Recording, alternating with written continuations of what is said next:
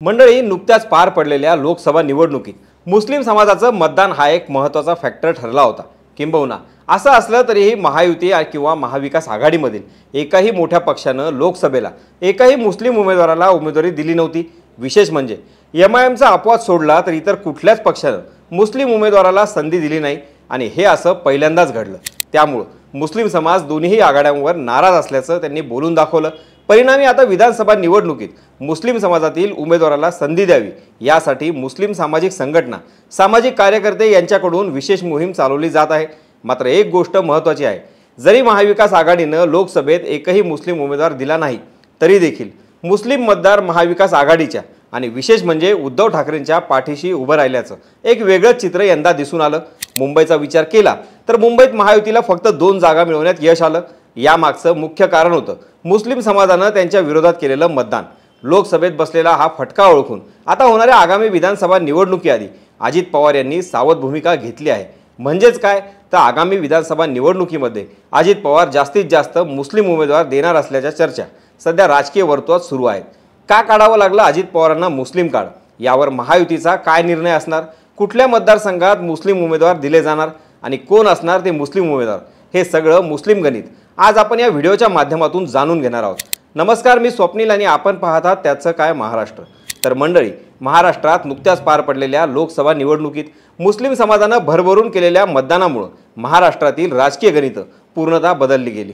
मुंबईत देखील मुस्लिम समाजानं केलेलं मतदान निर्णायक ठरलं। त्यामुळे आगामी विधानसभा निवडणुकांच्या पार्श्वभूमीवर मुस्लिम समाजाला विविध राजकीय पक्षांमधून उमेदवारी मिळावी यासाठी मुस्लिम समाजातील सामाजिक कार्यकर्त्यांनी बैठक सत्र सुरू केलं आहे। लोकसभा निवडणुकीत मुस्लिम समाज मतदानासाठी मोठ्या प्रमाणात बाहेर पडला, मात्र मुस्लिम उमेदवार प्रमुख राजकीय पक्षांनी दिले नव्हते। विधानसभेत हीच परिस्थिती राहू नये अशी अपेक्षा मुस्लिम समाजाची आहे। हाच मुद्दा घेऊन आता अजित पवारांनी कंबर कसली असल्याचं सूत्रांच्या माहितीनुसार समोर आलं आहे। जागा वाटप आता अंतिम टप्प्यात आल्याचं बोललं जात आहे। यात अजित पवारांना जितक्या जागा मिळणार तितक्या जागांच्या 10% जागांवर अजित पवार मुस्लिम उमेदवार देणार असल्याचं मानलं जात आहे। त्यानुसार आधी अजित पवारांनी मुंबईला टार्गेट करण्याचा प्लॅन आखला आहे। यातच मुंबईत विधानसभेच्या एकूण 36 जागा आहेत। या 36 जागांमधून अजित पवार गटाला 4 जागा सुटण्याची शक्यता आहे आणि या 4ही जागांवर अजित पवार मुस्लिमच उमेदवार देणार असल्याचं समोर आलं आहे। मुंबईत 4 आणि MMR रिजनमध्ये 1 अशा एकूण 5 जागांवर अजित पवारांची राष्ट्रवादी काँग्रेस मुस्लिम उमेदवार देणार असल्याची शक्यता आहे। आता उमेदवार देणार, पण ते संभाव्य उमेदवार कुठले असणार आणि त्यांना कुठले मतदारसंघ मिळू शकतात हे आपण आता पाहूयात। तर नवाब मलिक, सना मलिक, झिशान सिद्दीकी, नजीम मुल्ला हे 4 नावं आपल्याला चांगल्या परिचयाची आहेत। त्यामुळे या 4 मुस्लिम चेहऱ्यांना अजित पवार उमेदवारी देण्याची शक्यता आहे। नवाब मलिक यांच्याबद्दल बोलायचं झाल्यास नवाब मलिक हे चांगलं गाजलेलं नाव आहे। नवाब मलिक राष्ट्रवादी काँग्रेसचे माजी मंत्री आणि मुंबईतील अणुशक्तीनगर मतदारसंघाचे आमदार आहेत। महाविकास आघाडी सरकारच्या काळात समीर वानखेडे विरुद्ध नवाब मलिक असा वाद रंगला होता। मुंबई बॉम्बस्फोटाशी संबंधित आरोपीसोबत मलिकांचे कसे आर्थिक व्यवहार होते याचा गौप्यस्फोटच फडणवीसांनी केला। त्यानंतर मलिकांच्या मागे चौकशीचा ससेमिरा सुरू झाला। या प्रकरणात मलिकांना जेलमध्ये जावं लागलं। जेलमधून सुटल्यानंतर मलिकांना महायुतीत घेण्यास फडणवीसांनी जोरदार विरोध केला। मलिकांना महायुतीत घेऊ नये असं अधिकृत पत्रच त्यांनी अजित पवारांना पाठवलं। त्यानंतर राष्ट्रवादीनं मलिकांबाबत सावध भूमिका घेतली। मात्र आता नवाब मलिक हे उघडपणे राष्ट्रवादी अजित पवार गटात दिसून येत आहेत। मध्यंतरी ते अणुशक्तीनगरमधून अपक्ष विधानसभा लढवणार अशा बातम्या होत्या। आता मात्र अजित पवार हा मतदारसंघ आपल्याकडे घेत इथून पुन्हा नवाब मलिक यांना ताकद पुरवणार असल्याचं बोललं जात आहे। मात्र या सगळ्यात शिंदे गट आणि भाजप कितपत पवारांना साथ देणार हे सांगणं आता तरी कठीणच आहे। यानंतर दुसरं नाव येतं सना मलिक। सना मलिक नाव म्हणजेच नवाब मलिक यांचीच मुलगी आहे। नुकत्याच पार पडलेल्या जनसंवाद यात्रेत अजित पवार यांनी सना मलिक यांच्यावर अजित पवार गटाच्या प्रवक्तेपदाची जबाबदारी टाकली। तेव्हापासूनच त्यांच्या उमेदवारीच्या चर्चा सुरू झाल्या। मात्र त्या कुठल्या मतदारसंघातून उभ्या राहणार यावर मात्र अजून कुठलीच माहिती समोर आलेली नाही। यानंतर काँग्रेसचे मुंबईतील वांद्रे पूर्व विधानसभा मतदारसंघाचे आमदार झिशान सिद्दीकी हे अजित पवार गटाच्या वाटेवर असल्याच्या चर्चा सुरू आहेत। दरम्यान झिशान सिद्दीकी यांचे वडील आणि माजी आमदार बाबा सिद्दीकी यांनी लोकसभा निवडणुकीपूर्वी म्हणजे फेब्रुवारी महिन्यातच काँग्रेसला सोडचिठ्ठी दिली होती।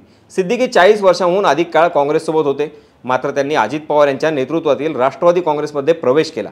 त्यामुळे झिशान सिद्दीकी यांनी जर अजित पवार गटात प्रवेश केला तर वांद्रे पूर्वच्या जागेवर महायुतीला तुल्यबळ स्पर्धक मिळेल आणि महाविकास आघाडी कोंडीत सापडेल।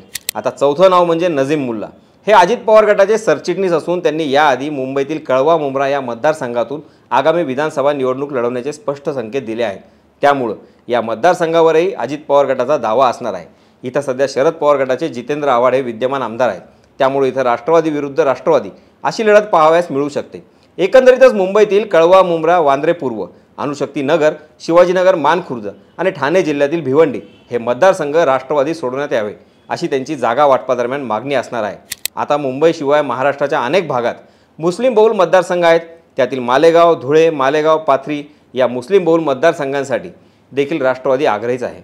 याशिवाय प्रत्येक प्रादेशिक विभागात मुस्लिम मतदार जास्त आहेत, त्यानुसार मुस्लिम उमेदवार देण्याचं राष्ट्रवादीनं रणनीती आखली आहे। अर्थात यावर अजून शिक्कामोर्तब झालेलं नाही। मात्र असं झाल्यास यंदाच्या निवडणुकीत अनेक मतदारसंघात मुस्लिम उमेदवार आपल्याला बघायला मिळतील। याचा फायदा महायुतीला होणार की नाही हे तर उमेदवार किती तुल्यबळ आहे आणि या लढती कशा होतात यावरूनच कळेल। 2011च्या जनगणनेनुसार महाराष्ट्राच्या एकूण लोकसंख्येपैकी 11.54% मुस्लिम आहेत। इथल्या मुस्लिम नागरिकांची संख्या साधारणतः 1.30 कोटींच्या घरात आहे। 2011 नंतर जनगणना झालीच नाही, त्यामुळे नक्कीच या संख्येत आता वाढ झालेली आहे। भारताची लोकसंख्या वाढली त्यावरून हा अंदाज येतोच। महाराष्ट्रातील निवडक मतदारसंघांचा विचार केला तर धुळे, संभाजीनगर, मुंबईतील 6 लोकसभा मतदारसंघ, भिवंडी, नांदेड, परभणी, लातूर, वाशिम, अकोला, ठाणे, रायगड या लोकसभा मतदारसंघांमध्ये मुस्लिम मतदारांची संख्या लक्षणीय आहे। परंतु त्यांच्या लोकसंख्येनुसार आतापर्यंत त्यांना राजकीय प्रतिनिधित्व मिळालं का हा प्रश्न आहे। मुस्लिम समाजाचे नेते अब्दुल रहमान अंतुले हे 1962ला पहिल्यांदा श्रीवर्धन मतदारसंघातून विधानसभेत निवडून गेले। याच महाराष्ट्रानं मुस्लिम समाजातील अब्दुल रहमान अंतुले या नेत्याला मुख्यमंत्री देखील केलं। पण 2024च्या लोकसभा निवडणुकीत राज्यात एकाही मोठ्या पक्षानं मुस्लिम उमेदवार दिलेला नाही।